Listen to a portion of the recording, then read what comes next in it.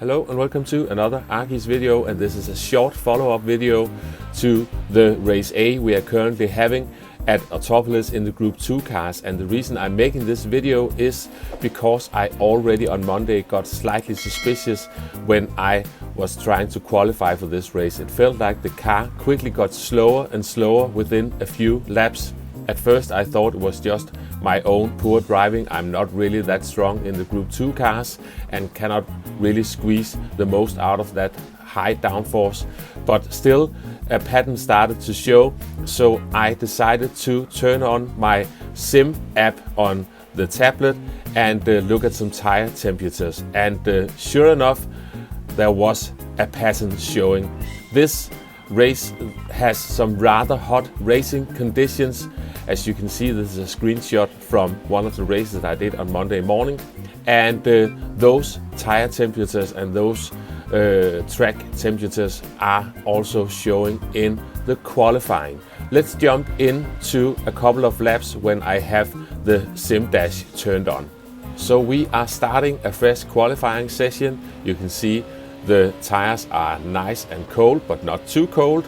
They are all around 73, 74, 70, something like that degrees Celsius, and we are coming into turn 1, and we still got plenty of grip. We are exiting in second gear. For most part, just ignore my driving. I was more lurking at the sim dash while doing these laps, so no perfect driving from me.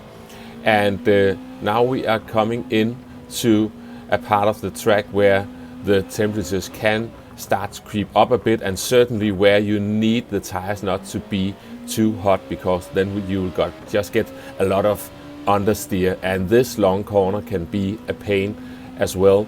But we are still good. We are still in the mid 70s on the front tires. Now we've got the hairpin, and we are making our way around that, not perfectly, but just fine, and we've still got plenty of grip. Now we are up to 77 degrees on the front tires, and now we've got the final sector, which can really stress out the tires. You are constantly turning, and it's long corners, constantly turning, constantly trail braking, and a lot of stress put on those front tires. I think at least I assume that's the case. Now we are up to 80 degrees Celsius on the front tires, and we've got this long right-hander to go as we make our way around here.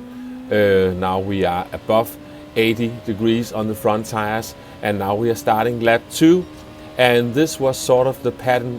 Now you are going through turn 1, and at this point you can still sort of keep it alive, at least if you are doing a slightly better turn 1 than on the previous lap. I am up on my time at the moment, but now the times are starting to drop, and I can already feel it coming into turn 2. And now that we are at the more twisty bit, the understeer is really starting to kick in, and yeah, I am starting to struggle, and yeah, we are still up on our time at the moment, probably mostly because the first lap wasn't that good. But you will see as we proceed now, I am starting to struggle to keep the car on the track. Now we are coming around this hairpin, and now the tire temperatures are sneaking up to the high 80s at the front. And now we need those front tires for the final sector. This fast right-hander, we are starting to struggle, and I am subconsciously trying to push a bit more, which just pushes me off line, and that makes it even slower. And yeah, just really need to fight the car more to keep it within the racing line. And you can see my time is just dropping. Now it's not gone completely down the drain yet, and we are going across the line. This time you can see we have lost just under 0.3 of a second, and now we are starting the third lap, and the front tires are into the 90s now, and yeah, certainly not the same amount of grip than we used to have. Now we're coming into turn 2, and I'm trying to brake the same places I used to brake, but the car is just sliding around much more understeer. And now we're coming through the hairpin and I'm just getting tons of understeer and I am about to give up on this one. Hot! Too hot!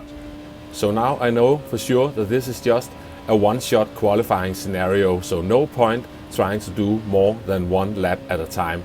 Just restart after you've done one lap and try again. So now we are doing that, and yeah, certainly now that I know for sure, I can really feel that there is plenty more grip on that first lap. That was a bit too deep into the corner. That's just me, that's not the car's fault.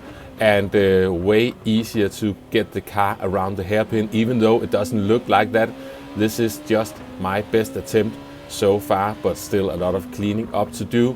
But especially through this long corner, you can more confidently get back onto the power once you are at the acceleration point.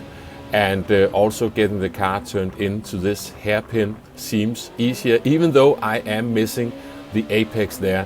So there are some mistakes in this one, but I just wanted to prove a point, and my own personal goal just for this morning and just for doing this video was to just sneak into the 134s, and then I would leave it at that, because I didn't want to do another qualifying grind, but I wanted to check out this tire situation. We are heading towards the end of the lap. We've got a few corners to go, this long right-hander, using a bit of second gear just for the rotation up to third gear.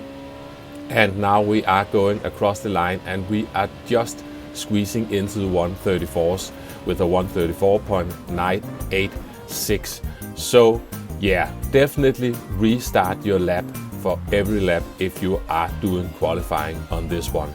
If this video helped you in any way, I am really happy. If this is something you knew already, then I'm sorry I've wasted your time. But either way, if you are enjoying the content on this small channel, please feel free to hit the like and subscribe button. It is highly appreciated. That's all for now. Thanks for watching, and I will catch you next time. Bye bye.